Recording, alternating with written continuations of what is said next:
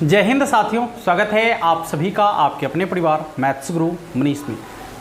दोस्तों मैं हूं एमके एक्सपर्ट और जैसा कि आप सभी को पता है कि आज शनिवार है और हर शनिवार और रविवार आप सबों के लिए बोर्ड एग्जाम 2025 में पूछे जाने वाले वैसे ऑब्जेक्टिव क्वेश्चन को लेकर आते हैं जो कई बार आपके बोर्ड एग्जाम में पूछे गए हैं या फिर आने वाले बोर्ड एग्जाम में पूछने की संभावना बनती है। तो इसी सेशन में आज का जो आपका ये 50 ऑब्जेक्टिव क्वेश्चन है, यदि आप इन 50 ऑब्जेक्टिव क्वेश्चन को देखेंगे, ठीक है ना, तो आपको ऐसा प्रतीत होगा कि आपके बोर्ड एग्जाम 2025 के लिए ये परफेक्ट सवाल है। मतलब आपके बोर्ड एग्जाम में ऐसे ही सवाल आपसे पूछे जा सकते हैं, ठीक है ना। हाँ, सवाल का जो टाइप होगा वो बिल्कुल इसी टाइप का होगा, सवाल का जो लेवल होगा वो बिल्कुल इसी लेवल का सवाल होगा, ठीक है ना। बाद बाकी यदि आप इसके पूरे के पूरे बेसिक कॉन्सेप्ट्स वाले वीडियो वन शॉट्स को देखना चाह रहे हैं तो सभी वीडियो के प्लेलिस्ट का लिंक जो है ना नीचे डिस्क्रिप्शन में दिया गया है। आप जाकर वहां से जो भी वीडियो देखना चाहते हैं, जो भी क्लास आप करना चाहते हैं, चाहे वो किसी भी चैप्टर का हो, किसी भी एक्सरसाइज का हो, ठीक है ना, आप जाकर वहां से आसानी से कर सकते हैं। सारे के सारे कॉन्सेप्ट्स वहां पर क्लियर करा दिया गया है, ठीक है ना। और धीरे धीरे जो भी कॉन्सेप्ट्स हैं वो क्लियर और भी होते जाएंगे। वैसे आप लोग को बता दें कि सोमवार से जो है ना आप लोग के लिए इंटीग्रेशन का क्लास स्टार्ट हो रहा है, जो शाम 6:30 बजे इसी वक्त आप लोग के लिए लाइव होगा, ठीक है ना। तो उसमें जुड़कर आप अपने इंटीग्रेशन को कंप्लीट करने का प्रयास करेंगे।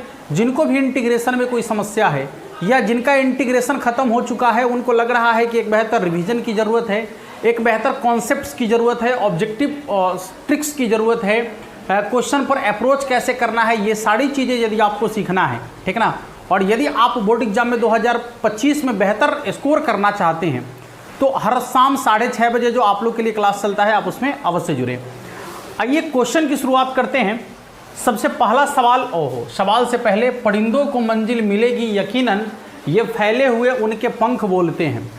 किसी भी परिंदे को मंजिल मिलेगी या नहीं मिलेगी ये उसका तौर तरीका बताता है। यहाँ फैले हुए पंख का मतलब है कि किसी भी पक्षी को, यहाँ पर पक्षी की बात की जा रही है कि कोई भी पक्षी अपने किस मंजिल पर जाएगा, जो उसकी मंजिल है वहाँ तक पहुँच पाएगा या नहीं पाएगा, वो उसका पंख बता देगा, उसके पर बता देंगे कि ये उतना ऊंचाई तक जा पाएगा या नहीं जा पाएगा।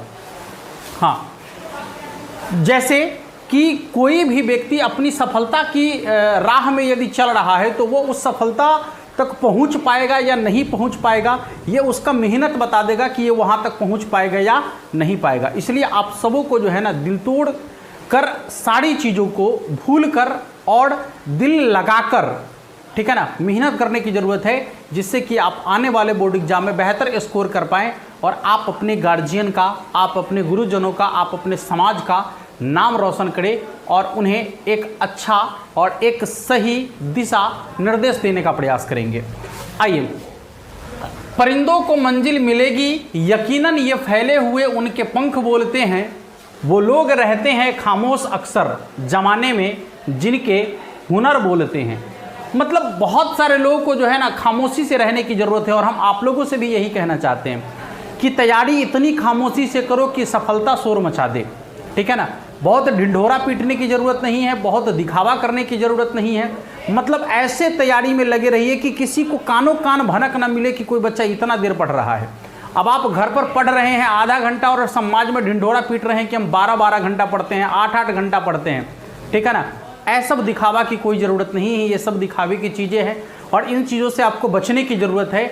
आपको अपने चीज़ों को जो है ना हमेशा छुपाकर, ये पढ़ाई लिखाई जो है ना हमेशा छुपाकर करने की चीज़ें हैं। किसी को बताने की ज़रूरत नहीं है कि हम इतना पढ़ रहे हैं। समझ में आ रहा है? ये सब चीज़ों पर आपको ध्यान रखने की ज़रूरत है। आइए सवाल की शुरुआत करते हैं। सबसे पहला सवाल आपके लिए है, ये पहला चैप्टर से आपका क्वेश्चन है। सवाल है कि यदि कोई फंक्शन रियल नंबर से रियल नंबर में एक फलन है तो f inverse x real number से रियल नंबर में प्राप्त होगा। कुल मिलाकर हम यदि आपको अपनी भाषा में समझाए, ठेठ भाषा में यदि इस क्वेश्चन को समझाए तो ये कह रहा है कि किस फंक्शन का आप प्रतिलोम निकाल सकते हैं। इनवर्स का मतलब होता है प्रतिलोम, इनवर्स का मतलब होता है प्रतिलोम, ठीक है ना, प्रतिलोम। यहाँ पर f इनवर्स का मतलब है प्रतिलोम। मतलब किसका आप प्रतिलोम निकाल सकते हैं, यानी इनवर्स निकाल सकते हैं। किस फंक्शन का आप इनवर्स निकाल सकते हैं, ठीक है ना, किस फंक्शन का आप इनवर्स निकाल सकते हैं। तो ध्यान से सुन लीजिएगा, फंक्शन उसी का आप इनवर्स निकाल सकते हैं जो एकाएकी हो और आच्छादक हो, ठीक है ना। जो फंक्शन एकाएकी भी होगा और आच्छादक भी होगा, आप उसी का इनवर्स निकाल सकते हैं, अन्यथा दूसरे फंक्शन का आप इनवर्स नहीं निकाल सकते हैं, ठीक है ना। अब विशेष रूप से जब हम लोग रिलेशन एंड फंक्शन चैप्टर को पढ़ेंगे तो उस पर विशेष रूप से हम लोग बातचीत करेंगे कि ऐसा कैसे होता है।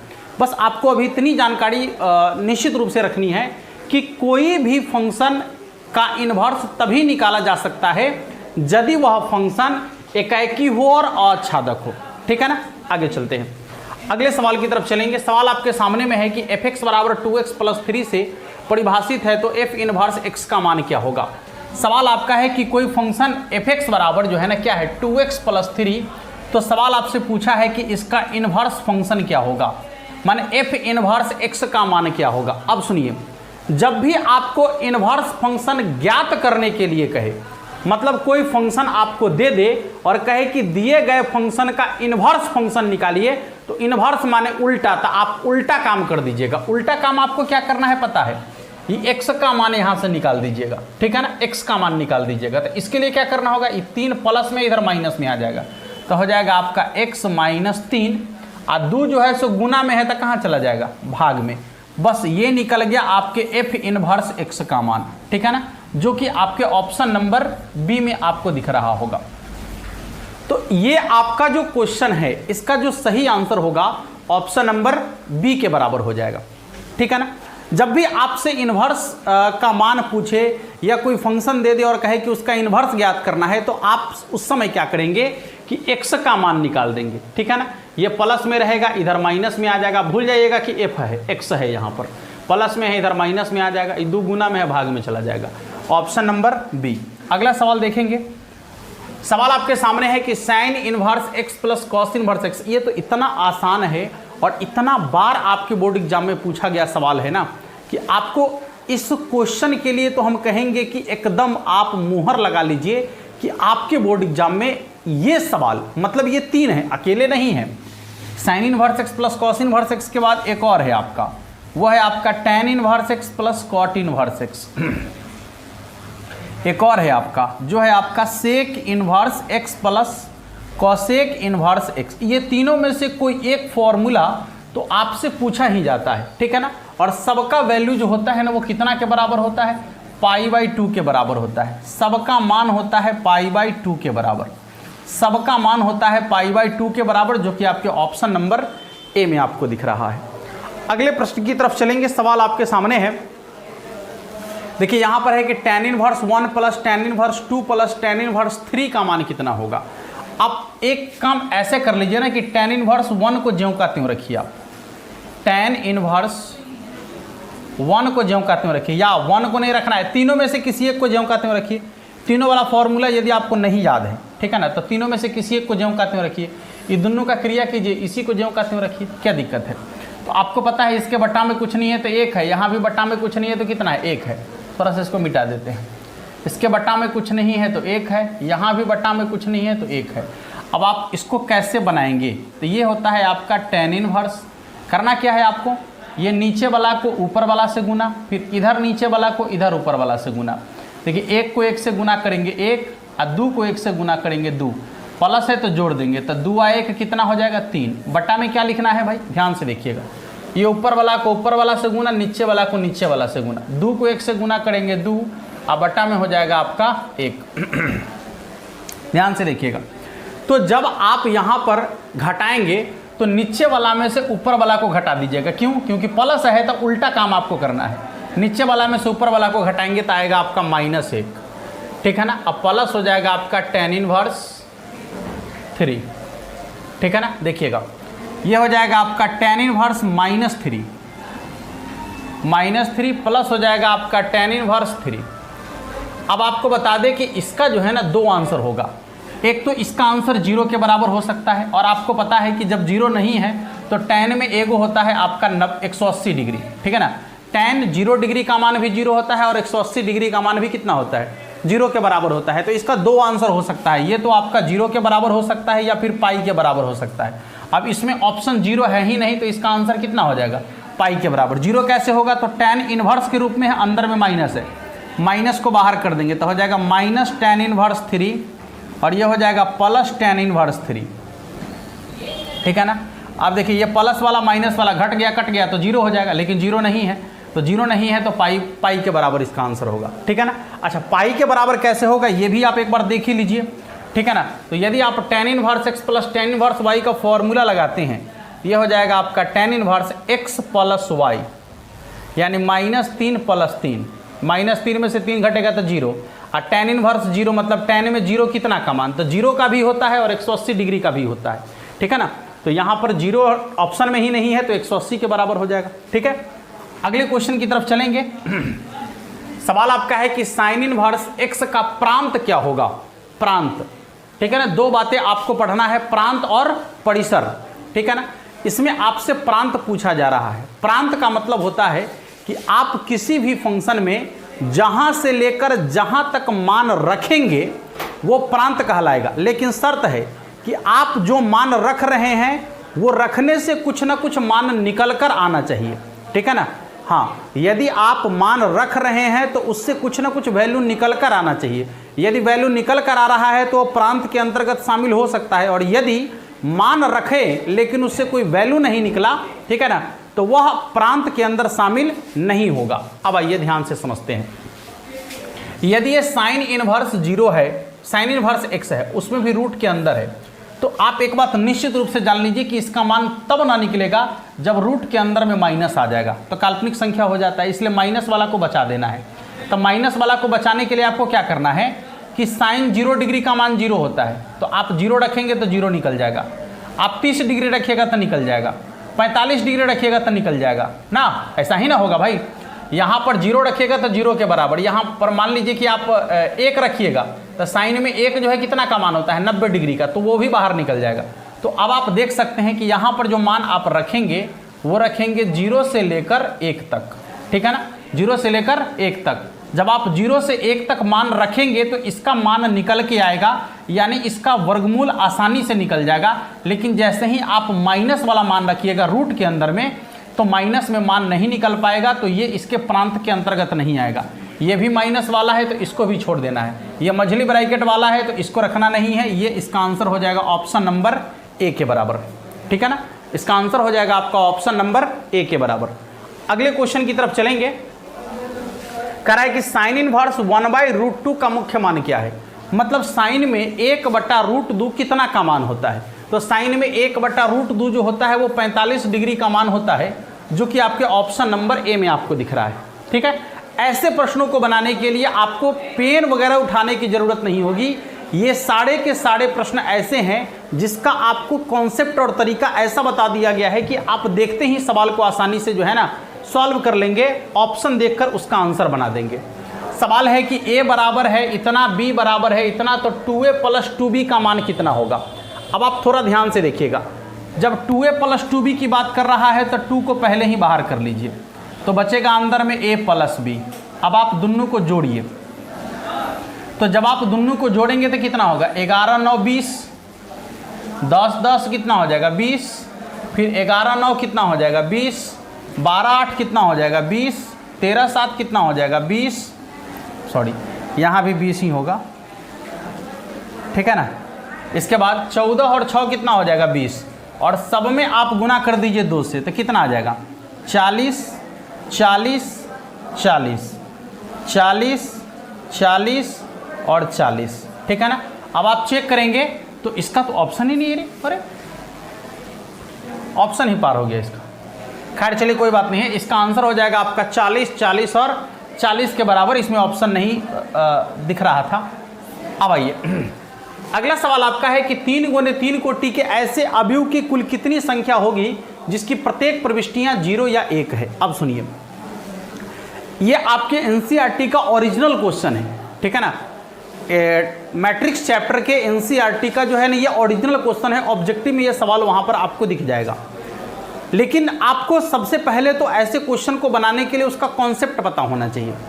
देखिए इसका कॉन्सेप्ट क्या है, सवाल की भाषा को यदि आप पढ़ेंगे तो उसमें लिखा हुआ है कि 3 गुने 3 कोटि का, मतलब ये कोटि कुछ भी हो सकता है, 3 गुने 3 की जगह और भी हो सकता है, 2 गुने 2 भी हो सकता है, 2 गुने 3 भी हो सकता है, कुछ भी हो सकता है। कोटि के ऐसे अवयव की कुल कितनी संख्या होगी जिसकी प्रत्येक प्रविष्टियां मतलब उसके प्रत्येक सदस्य 0 हो या 1 हो। तो जब भी ऐसा सवाल पूछेगा तो आपको क्या करना है कि 2 के पावर में ये दोनों को गुना करके रख देना है। 2 के पावर में कितना हो जाएगा 3, और 3 को 3 से गुना करेंगे तो 3 3 9, और 2 के पावर 9 बराबर हो जाता है 512। इसका आंसर 512 के बराबर हो जाएगा। अब आप थोड़ा सा और बदलिए, यदि आपसे कहता कि 2 गुने 2 कोटि का है, ठीक है ना, 2 गुने 2 कोटि के ऐसे अवयव की कुल कितनी संख्या होगी जिसकी प्रत्येक प्रविष्टियां 0 या 1 है। तो उस समय भी आपको क्या करना है कि 2 के पावर में रख देना है 2 दूनी 4, और 2 दूनी 4 मतलब कितना होगा 2 दूना 4 दूना 8 दूना 16, यानी इसका आंसर हो जाएगा आपका कितना के बराबर 16 के बराबर। क्लियर है। जब भी आपसे इस टाइप का सवाल पूछे तो आप इस सवाल को इसी तरीके से बना दीजिएगा, ठीक है ना। 2 के पावर में उसके कोटि को गुना करके रख दीजिएगा। अगले क्वेश्चन की तरफ चलेंगे। सवाल है कि इसका व्युत्क्रम आपको निकालने के लिए कहा जा रहा है। चलिए कोई बात नहीं है। देखिए व्युत्क्रम निकालने के लिए आपको क्या करना है कि सबसे पहले जब 2 गुने 2 कोटि का कोई भी मैट्रिक्स आपको दिया गया हो और आपसे कहे कि उसका व्युत्क्रम आपको निकालना है, तो इसके लिए आप क्या करेंगे, तो सबसे पहले इसको आपस में गुना करेंगे, ठीक है ना। हाँ देख लीजिएगा एक बार, इसको आपस में गुना करेंगे, फिर माइनस दे के इसको भी आपस में गुना करेंगे। कॉस को कॉस से गुना करेंगे तो कितना हो जाएगा cos square theta minus plus sign और फिर माइनस साइन, तो प्लस माइनस माइनस, एगो माइनस पहले से है तो प्लस, साइन को साइन से गुना करेंगे तो हो जाएगा आपका साइन स्क्वायर थीटा, और आपको पता है कि sign square theta plus cos square theta बराबर 1 होता है, तो इसका मान तो 1 निकल गया। अब आपको क्या करना है पता है, जब इसका व्युत्क्रम निकालना है मतलब ए इनवर्स निकालना है, इसके लिए क्या करेंगे, देखिए ये दोनों का स्थान बदल देंगे, यहाँ नीचे वाला को ऊपर कर देंगे, ऊपर वाला को नीचे कर देंगे। संयोग की बात यह है कि ये दोनों सेम टू सेम है, तो बदलने से भी कोई फर्क नहीं पड़ेगा। चलिए तो ये हो जाएगा आपका कॉस थीटा, यहाँ भी हो जाएगा आपका कॉस थीटा, और ये दोनों जो आपको दिख रहा है दोनों का चिन्ह बदल देंगे। हाँ ये माइनस है तो इसको प्लस साइन थीटा कर देंगे, और ये प्लस साइन थीटा है तो इसको माइनस साइन थीटा कर देंगे। और एक छोटा सा काम आपको ये करना है कि ये जो मान आप निकाल के रखे हुए हैं इससे सब में आपको भाग कर देना है।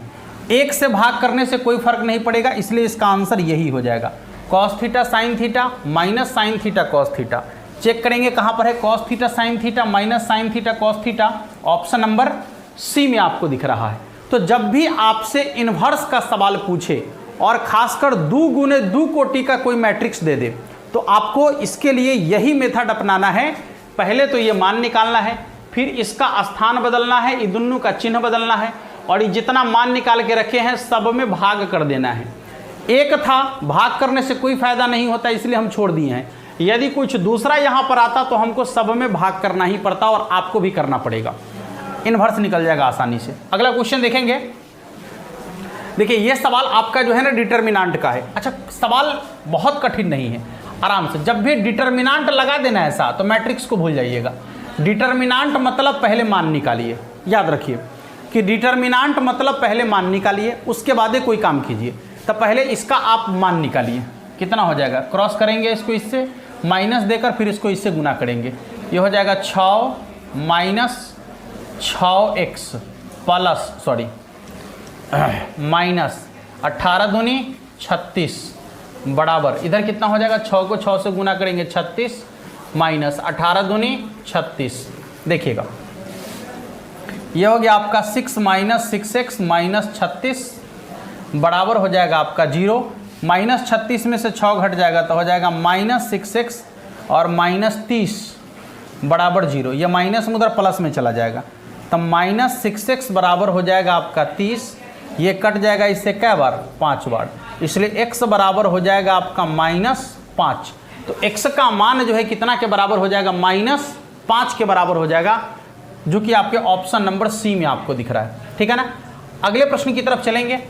यहाँ पर भी वही सवाल है, सेम क्वेश्चन है, यदि आप गौर से देखेंगे तो फिर आप इसको इससे गुना करेंगे, माइनस दे के फिर इसको इससे गुना करेंगे, तो हो जाएगा आपका 2 माइनस 20 बराबर, इसको इससे गुना करेंगे तो कितना हो जाएगा 2x² और माइनस 6 चौके 24।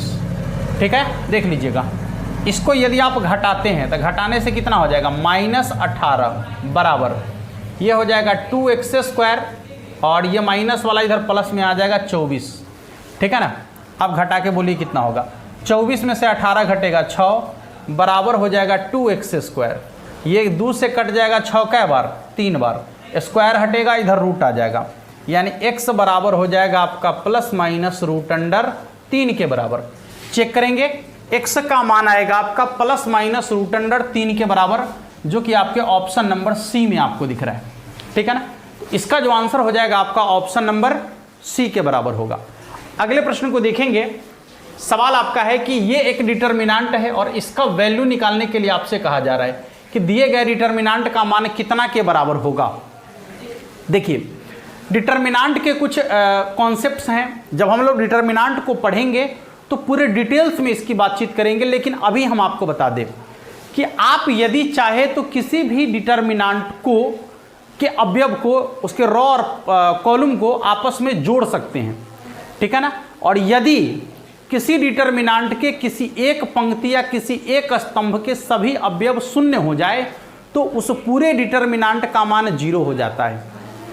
ठीक है ना, दूसरा कंडीशन यह है कि यदि किसी डिटर्मिनेंट के कोई पंक्ति और कोई स्तंभ के कोई 2 पंक्ति या कोई 2 स्तंभ के संगत अवयव बराबर हो जाए तो भी पूरे के पूरे डिटर्मिनेंट का मान 0 के बराबर हो जाता है। तीसरा कंडीशन यह है कि यदि किसी डिटर्मिनेंट के कोई 2 पंक्ति या कोई 2 स्तंभ के सभी संगत अवयव समानुपाती हो जाए तो भी डिटर्मिनेंट का मान 0 के बराबर हो जाता है। अगला कंडीशन यह है कि यदि किसी डिटर्मिनेंट के जो अवयव हैं वो यदि AP में आपको दिख रहा है तो भी डिटर्मिनेंट का मान 0 के बराबर हो जाता है। अब आप यदि गौर से देखेंगे यहाँ क्या निकल के आएगा, देखिएगा, हम कर क्या रहे हैं ना कि C1 C2 और C3 को आपस में जोड़ देते हैं। देखिए क्या आएगा, A minus B plus B minus C plus C minus A, फिर जोड़िए B minus C plus C minus A plus A minus B, इसके बाद C minus A plus A minus B plus B minus C, और बाकी सब ज्यों का त्यों रहेगा। ठीक है ना, बाकी सब जो है वो क्या रहेगा, ज्यों का त्यों रहेगा। अब देखिए, बाकी सबको ज्यों का त्यों यहाँ पर लिखना है, बाकी सबको ज्यों का त्यों लिखना है, मतलब ये वाला ज्यों का त्यों, ये वाला ज्यों का त्यों उतार देना है। हम आपको मूल रूप से समझाना चाह रहे हैं। यहाँ देखिए, ये प्लस है माइनस है, plus minus plus minus plus minus plus minus plus minus plus minus plus minus plus minus, मतलब ये पूरा कट गया तो यहाँ बच गया आपका 0 0 0, और ये वाला जो है ये वाला ज्यों का त्यों यहाँ लिखा जाएगा, ये वाला भी ज्यों का त्यों यहाँ लिखा जाएगा। तो अभी हम आपको जस्ट बता दिए हैं कि यदि किसी डिटर्मिनेंट के कोई एक पंक्ति या कोई एक स्तंभ के सभी अवयव 0 के बराबर हो जाए तो पूरे के पूरे डिटर्मिनेंट का मान 0 के बराबर हो जाता है। इसीलिए दिए गए जो डिटर्मिनेंट है इसका मान कितना हो जाएगा, आपका 0 के बराबर हो जाएगा, जो कि आपके ऑप्शन नंबर ए में आपको दिख रहा है। ठीक है ना, अगले प्रश्न की तरफ चलेंगे। देखिएगा, सवाल आपका है कि sec inverse x plus cosec inverse x का डिफरेंशिएशन क्या होगा। आपको पता है कि sec inverse x plus cosec inverse x बराबर π/2 होता है, और π/2 जो है वो कांस्टेंट राशि है, और कांस्टेंट का डिफरेंशिएशन कितना होता है, 0 के बराबर होता है, इसलिए इसका आंसर हो जाएगा 0 के बराबर। अगला सवाल है आपका कि साइन लॉग एक्स का डिफरेंशिएशन क्या होगा। हमने आपको कॉन्सेप्ट बताया है डिफरेंशिएशन के ऑब्जेक्टिव क्वेश्चन को सॉल्व करने का। जितना फंक्शन होगा उतनी बार डिफरेंशिएशन करेंगे, सबको गुना में लिखेंगे, आंसर बन जाएगा। देखेंगे यहाँ पर तो 2 फंक्शन है, एगो साइन है एगो लॉग एक्स है। साइन का डिफरेंशिएशन बन जाता है कॉस, कोणांक वाला ज्यों का त्यों, और लॉग एक्स का डिफरेंशिएशन हो जाता है 1/x। इसका हो जाएगा 1/x into cos log x, जो कि आपके ऑप्शन नंबर ए में आपको दिख रहा है। इसका आंसर हो जाएगा आपका ऑप्शन नंबर ए के बराबर। अगले प्रश्न की तरफ चलेंगे।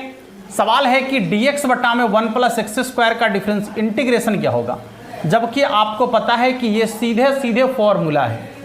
dx बटा में 1 + x², ये सीधा सीधा फॉर्मूला है, और इसके बराबर में हो जाता है आपका tan इनवर्स x प्लस में c।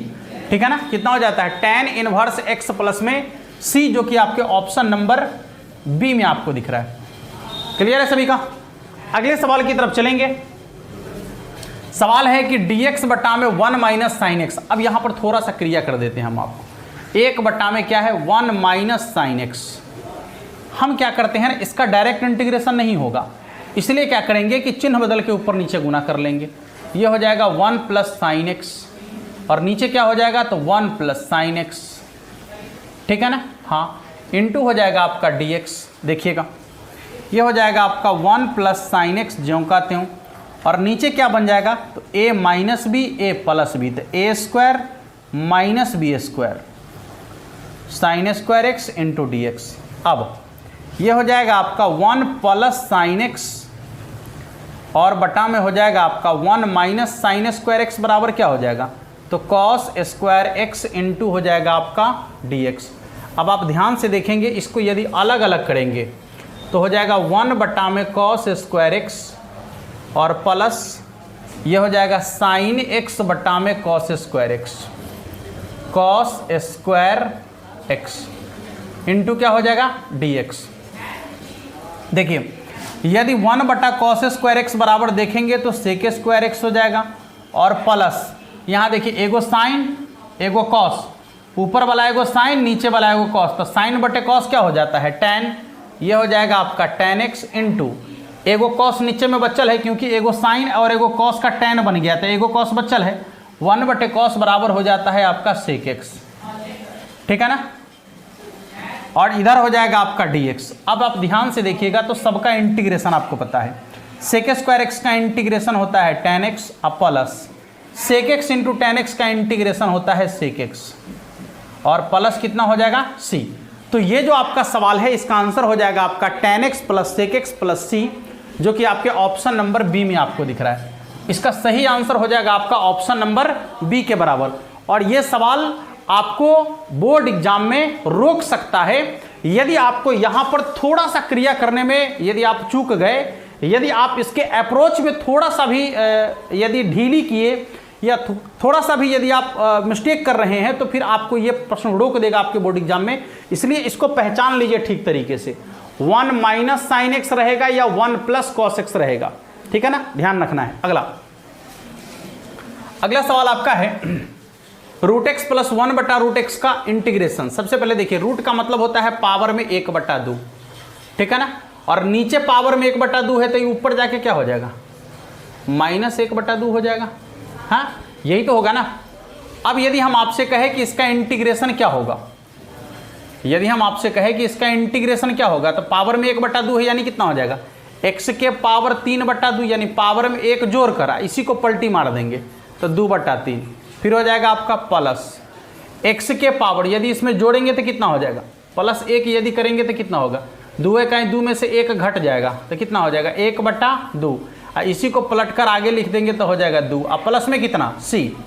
ये हो जाएगा आपका 2 बटा 3 इंटू एक्स के पावर 3 बटा 2, और प्लस हो जाएगा आपका 2 इंटू रूट अंडर एक्स, आप प्लस में c। चेक करेंगे, 2 बटा 3 के पावर में 2 बटा 3 इंटू एक्स के पावर में 3/2 प्लस 2 के पावर में 1/2, मतलब इतना ही पर छोड़ दिया है, ऊपर वाला ही आंसर है, इतना ही पर छोड़ दिया है। ऑप्शन नंबर सी को देखेंगे, 2 बटा 3 इंटू एक्स के पावर 3/2 प्लस 2 इंटू एक्स के पावर 1/2 प्लस सी।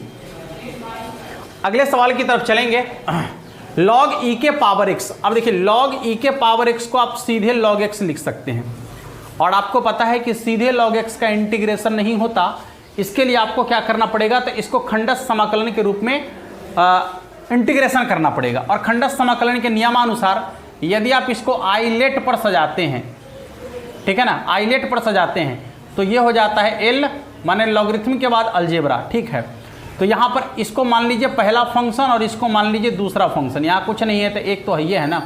अब क्या करना है? तो पहला फंक्शन को बाहर रखना है, दूसरा का इंटीग्रेशन करना है, माइनस इंटीग्रेशन बड़ी ब्रैकेट इंटीग्रेशन, दूसरा का इंटीग्रेशन करना है और पहला का डिफरेंशिएशन करना है, दूसरा का इंटीग्रेशन करना है और पहला का डिफरेंशिएशन करना है। तो हो जाएगा आपका डी लॉग एक्स बटा में डी एक्स, ठीक है ना, इंटू आपको डी एक्स लिख लेना है। ये हो गया खंडस समाकलन। लॉग एक्स ज्यों का त्यों रहेगा, एक का इंटीग्रेशन x होगा माइनस, फिर एक का इंटीग्रेशन x होगा, log x का डिफ्रेंसिएशन 1/x होगा इंटू डी एक्स, एक्स से x कट जाएगा, ये हो जाएगा आपका log x into x minus एक का इंटीग्रेशन x हो जाएगा और प्लस में c। आप चाहे तो x कॉमन ले सकते हैं, नहीं भी लेंगे तो कोई दिक्कत नहीं। इसका आंसर ऑप्शन नंबर बी में आपको दिख रहा है, x into log x minus x plus में c। ठीक है ना, इसका आंसर हो जाएगा आपका ऑप्शन नंबर बी के बराबर। अगले प्रश्न की तरफ चलेंगे। सवाल आपका है कि sign X plus cos x बटा में root under 1 plus sine 2x। देखिएगा सबके सब क्वेश्चन जो है ना एकदम आसान है, बस एकदम आसान है। सिर्फ आपको क्या करना आना चाहिए पता है, तो क्वेश्चन के ऊपर अप्रोच करने आना चाहिए, मतलब उस पर शुरुआत कैसे करना है, उस पर जो है ना स्टार्ट कैसे करना है, बस इतना आपको समझ में आ जाना चाहिए। और बेसिक चीज़ें जो हमने आपको एक वीडियो के माध्यम से जानकारी दिया है कि जो भी बच्चे इंटीग्रेशन को बेहतर तरीके से सीखना चाह रहे हैं उनको 2-3 चीज़ें बेहतर तरीके से आना चाहिए। पहले तो आपको ट्रिग्नोमेट्री का फॉर्मूला पता होना चाहिए, इन्वर्स ट्रिग्नोमेट्री का फॉर्मूला पता होना चाहिए, और फिर डिफरेंशिएशन का फॉर्मूला पता होना चाहिए। यदि आपको इतना पता है तो मुझे 100% गारंटी हम आपको देंगे कि इंटीग्रेशन आसानी से बन जाएगा आपसे। ठीक है ना, चलिए अब देखिए यहाँ पर आपको फॉर्मूला याद नहीं होगा तो फिर काम नहीं बनेगा। Sign X plus cos X, ठीक है ना। अब देखिए बटा में क्या है भाई, तो ये है आपका रूट अंडर 1 है ना, तो 1 को आप sine square theta plus cos square theta तो लिख ही सकते हैं, sine square X plus cos square X, अब प्लस साइन 2x का हो जाएगा आपका 2 sine X into cos X, 2 sine X into cos X, ठीक है, dx। अब देखिएगा ये sine X plus cos X ज्यों कहते हो, और बटा में क्या हो जाएगा A square plus B square plus 2ab, यानी हो जाएगा a प्लस बी का होल स्क्वायर, यानी sign X plus cos x का होल स्क्वायर। और रूट लागल है तो लगा देंगे इसमें रूट ऐसे करके, इंटू क्या हो जाएगा dx। ये स्क्वायर से रूट आपका कट जाएगा ना, और जब स्क्वायर से रूट कटेगा तो कितना बचेगा, देखिए तो बचेगा आपका sign X plus cos x, और नीचे भी आपका वही बच जाएगा sign X plus cos x, sign X plus cos X, ठीक है ना, इंटू क्या हो जाएगा dx। ये दोनों आपस में कट जाएगा, बचेगा कितना 1, और 1 का इंटीग्रेशन कितना होता है x के बराबर, ठीक है ना। 1 का इंटीग्रेशन होता है x के बराबर, प्लस c लिखना भी अनिवार्य है। ऑप्शन नंबर बी में आपको इसका आंसर दिख रहा है, ठीक है ना, इसका आंसर आपको ऑप्शन नंबर बी में दिख रहा है। अगले प्रश्न की तरफ चलेंगे। सवाल आपका है कि सीमा का मान है -π/2 से π/2, ठीक है ना। सीमा का मान कितना है -π/2 से π/2, और यहां पर आपको दिख रहा है साइन के पावर में 9x इंटू dx। कॉन्सेप्ट जानिए, ये निश्चित समाकलन का कॉन्सेप्ट है। निश्चित समाकलन आपको इस तरीके से देखना है कि यदि कोई भी फंक्शन के सीमा का मान, ठीक है ना, इंटीग्रेशन में यदि सीमा का मान -a से a है और अंदर में जो फंक्शन है वो ऑड फंक्शन है, ठीक है ना, अंदर में जो फंक्शन आपको दिया गया है वो कैसा है, ऑड फंक्शन है, तो ऐसे फंक्शन का इंटीग्रेशन कितना हो जाता है 0 के बराबर। ऐसे फंक्शन का इंटीग्रेशन कितना हो जाएगा 0 के बराबर। अब आपके मन में एक सवाल है कि भाई ऑड फंक्शन को कैसे पहचाना जाए, इसकी क्या पहचान है ऑड फंक्शन की, तो आप समझिए थोड़ा सा ऑड फंक्शन की पहचान क्या है। बेसिक कॉन्सेप्ट इसका ये कहता है कि यदि कोई फंक्शन आपके पास है, ठीक है ना, यदि कोई फंक्शन f(x) आपके पास है, मान लीजिए कि f(x) बराबर यहाँ लिखा हुआ है साइन के पावर 9x, ठीक है ना। अब आपको क्या करना है कि इस फंक्शन में x के जगह पर -x रखना है। हाँ, x के जगह पर क्या रखना है -x रखना है, -x रखना है। अब आप देखिए कि आपको पता है कि साइन माइनस थीटा बराबर माइनस साइन थीटा होता है, इसका हो जाएगा माइनस साइन x के पावर में कितना 9। आप विषम संख्या, ये माइनस के पावर में विषम संख्या है, तो ये हो जाएगा आपका माइनस साइन के पावर 9x। अब आप देखेंगे तो इसी को तो आप f(x) माने थे, माइनस बाहर रहेगा, इसके जगह पर आप क्या लिख सकते हैं f(x) लिख सकते हैं। कहने का अर्थ ये हुआ कि यदि आपने x के जगह पर -x रखा, गौर से समझिएगा, यदि आप x के जगह पर -x रखते हैं और यदि उसका मान माइनस में निकल के आता है, ठीक है ना, यदि उसका मान माइनस में ही निकल के आता है तो समझ लीजिए कि वह आपका ऑड फंक्शन है। कौन सा फंक्शन है, ऑड फंक्शन है। क्लियर है? यदि आप x के जगह पर -x रखते हैं और उसका मान माइनस में निकल के आता है तो वो आपका ऑड फंक्शन कहलाएगा। और दूसरी बात कि ट्रिग्नोमेट्री फंक्शन के लिए आसान है, साइन ध्यान रखना है, साइन, टैन, कॉट और कॉसिक, ये 4 ऐसे ट्रिग्नोमेट्री फंक्शन हैं जिसके पावर में यदि विषम संख्या आ जाए तो समझ लीजिए कि ऑड फंक्शन है। यदि एक्स वाई वाला फंक्शन है, पावर में विषम संख्या है, तो समझ लीजिए कि ऑड फंक्शन है। और जब भी ऑड फंक्शन आ जाए और सीमा का मान -a से a हो तो समझ लीजिए कि उसका इंटीग्रेशन कितना हो जाएगा, 0 के बराबर। इसका इंटीग्रेशन कितना हो जाएगा आपका, 0 के बराबर। ठीक है ना? अगले प्रश्न की तरफ चलेंगे।